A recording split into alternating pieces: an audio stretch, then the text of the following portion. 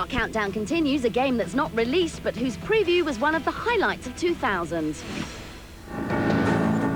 In 1998, a new video game took the world by storm.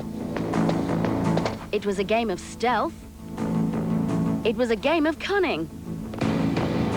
It was a game like no other. Its name was Metal Gear Solid, and now, 2 years later, its creator, Hideo Kojima, is set to astound us all over again with its sequel, Metal Gear Solid 2: Sons of Liberty, on PlayStation 2.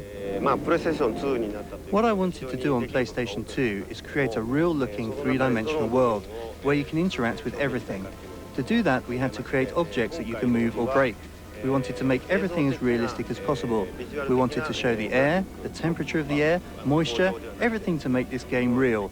And what we have is a totally believable world. And what a world! This is gameplay, and when you take on the role of Snake, you'll almost be able to taste the emotions of the characters you meet, or you can just bash them.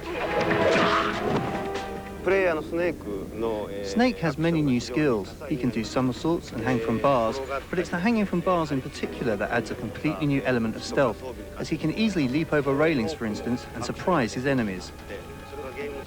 Also, one of the new interesting weapons is the tranquilizer gun. Each part of a soldier's body is unique, just like in real life. Where you shoot your enemy dictates how long it takes him to fall asleep. You can then use this to control where he collapses, which adds to your strategic play. There are so many stunning moments you can hardly separate gameplay from the cinematic story, but one aspect above all others gives Hideo satisfaction.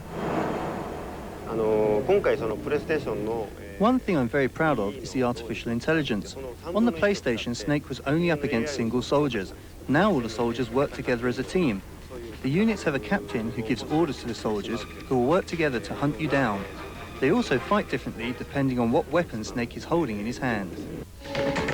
A great example of this is when you come up against a group of grunts. They know you're armed with a pistol, so they pick up bulletproof shields to protect themselves.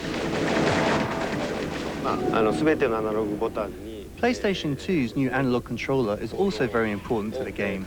All Snake's actions use it, so when you push up quickly, he'll crawl quickly. Push up slowly and he'll crawl slowly. It's the same when you want to look around a corner. You can do it slowly or just have a quick peek. This really adds to the tension. This works with weapons too.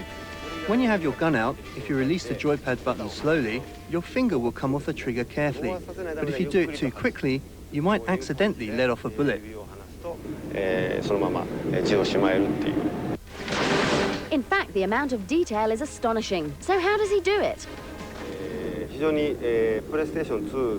PlayStation 2 does have its limitations. First, we decided how to use its power to the maximum.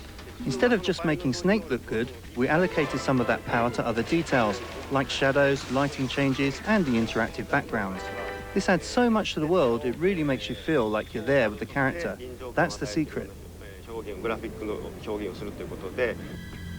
And it's a secret that's paid off. Watch out for Metal Gear Solid 2 because it's going to be a masterpiece. X!